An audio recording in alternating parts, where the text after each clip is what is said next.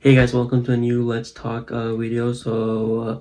In today's video, since it's May the 4th, I decided I would do a video about Star Wars. So in today's video, I'm going to be talking about my top 10 favorite Star Wars films. Now, I did do this type of video before, but it was like mostly focused on live action live action films. So in this one, I've decided to add all the Star Wars films. Now, there's not many to pick from, so there's like I think 12 Star Wars films.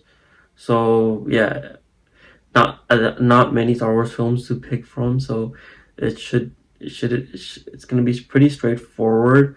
Like the list of films. I think the order is probably something people might disagree on, but yeah, the list should probably be straightforward.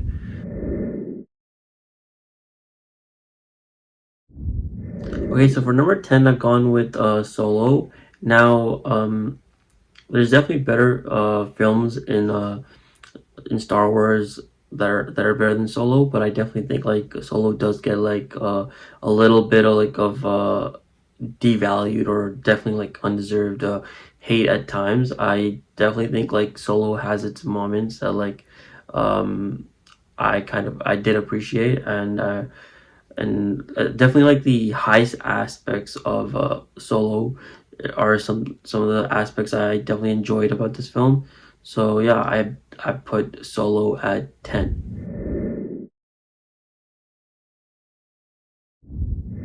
At number 9, I put Attack of the Clones. Now, like, look, this film does have a lot of like cheesy dialogues, and the writing wasn't necessarily as great as I would have liked, but this film definitely has its moments, and the reason why I put this higher than Solo was because there's actually two reasons why. Because I really like how they set up the love story between Anakin and Padme. It was actually, you could see the hints from Phantom Menace, but like this really um showed like there was in this film there was actually like proper developments of that love story, and you could like get the sense of the path that like Anakin was going towards in Attack of the Clones. So for that reason, I've put it ahead of Solo, and I think it's definitely a good film to watch. So that's why I put it at 9. So for number 8, I've gone with the Clone Wars, and what I appreciate about the Clone Wars and probably Dave Filoni's animations in general was like the way the way the characters were really developed, and I would say I really appreciated Anakin, even Obi-Wan Kenobi, and Padme and Ahsoka, all these characters, because of how well they were written in these animations from Dave Filoni. So yeah, and I really liked the like how Anakin had a Padawan, so I thought that was an interesting development. So yeah, I thought this was a fun film, and yeah, so I put it at number 8. So for number 7, I've gone with Phantom Menace, and I'm not sure if people will be shocked or like not shocked to see it like this high on my list, but yeah, I really enjoyed this film, and a lot of it, uh, a lot of it was to do with the fact that there was a lot of like galactic political like aspects that were involved in this film, and I don't know, I think with Star Wars, when there's a lot of political aspects involved in the films, I tend to like enjoy, or at least I'm intrigued about those aspects of the films, which I will get um onto more further in as this video progresses. But yeah, those are typically like some of my favorite aspects of Star Wars. So to see that in this film was interesting. I also thought like learning a little bit more about the Jedi was also fascinating, and obviously I thought Darth Maul was a cool character. But I was kind of bummed that like he was just chopped in half and we didn't get to see much more of him. I thought like we would get to see much more of him, but um, yeah. So I was bummed like we didn't get to see more of him. But uh, Dave Filoni kind of like with his I would say Clone Wars and Rebels. Through that, we got to see more of Darth Maul and like the fascinating character that he was. So the so that yeah so yeah that put the Phantom Menace at number 7.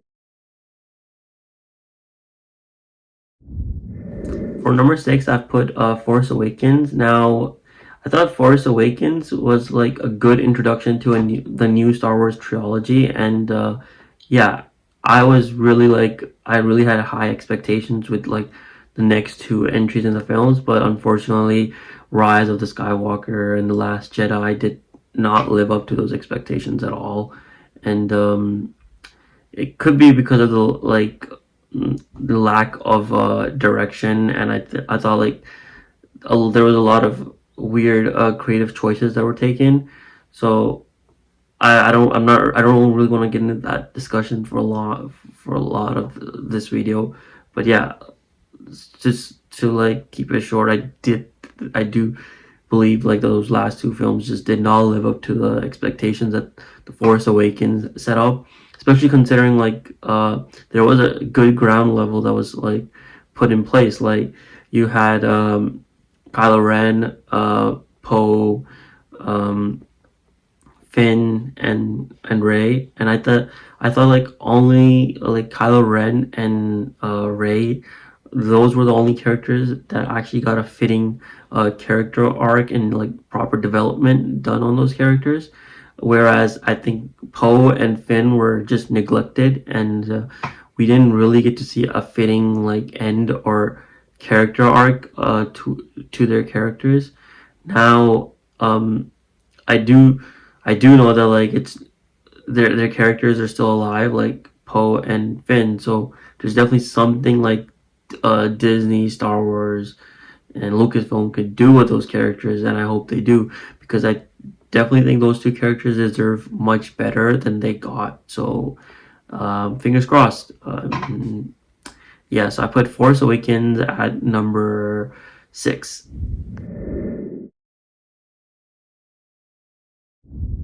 At number 5, I put Rogue One. Now, this is probably like Disney's best Star Wars film, and I'm not sure if that's only my opinion, but I have heard a lot of other people say it, so it's probably like something many people do believe in.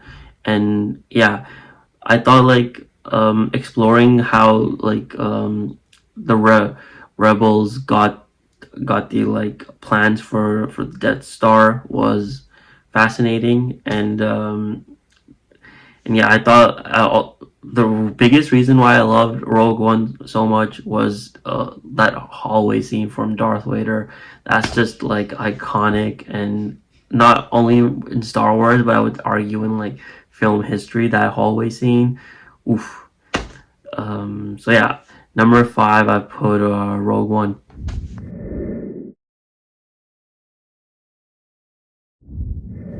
For number 4, I put New Hope. Now this film just gets better. Like it doesn't matter how many times you watch it, it just gets better and better. And what I liked about this film was how they introduced the characters.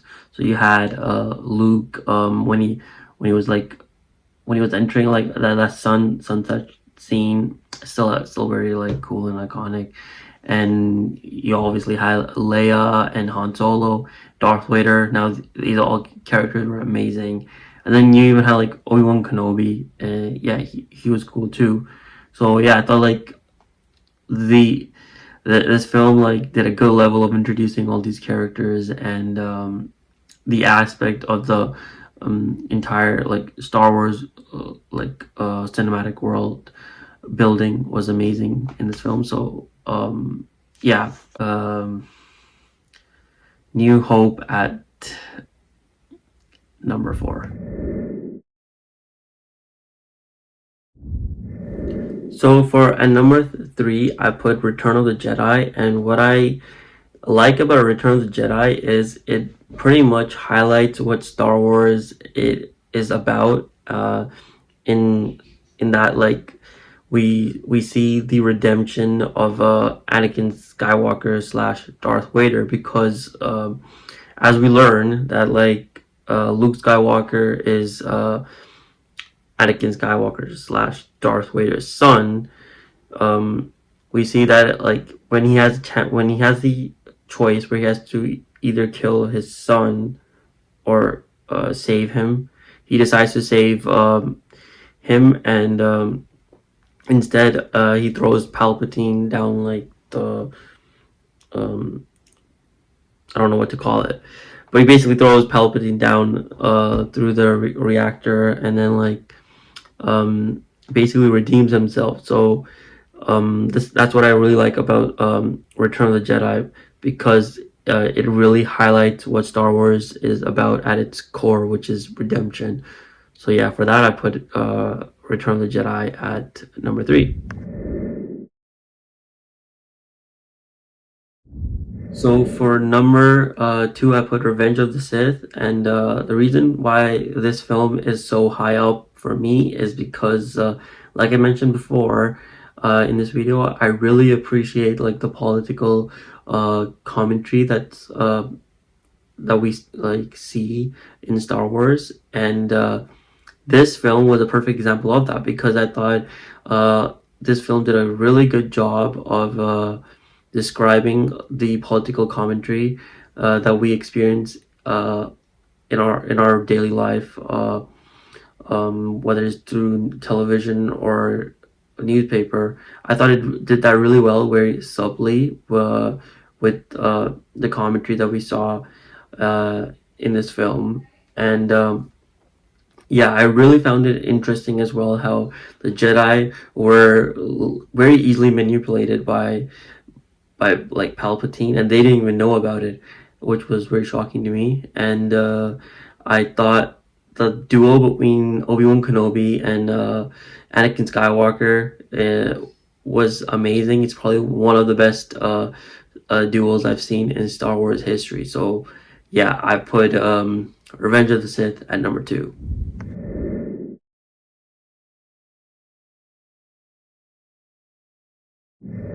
For number 1, I put Empire Strikes Back. Now, for me, um, there's not much to split Empire Strikes Back and Revenge of the Sith. It might be shocking to some, but no, for me, I think both these films are iconic. But I think Empire Strikes Back has definitely more, like, iconic cinematic moments. So for that, I have put it slightly ahead of Revenge of the Sith, and that's why it is number 1. Now, if you enjoyed this video, make sure to leave a like, comment, and subscribe. And since it's May the 4th, I'm gonna say, May the 4th be with you. And thanks for enjoying. Bye.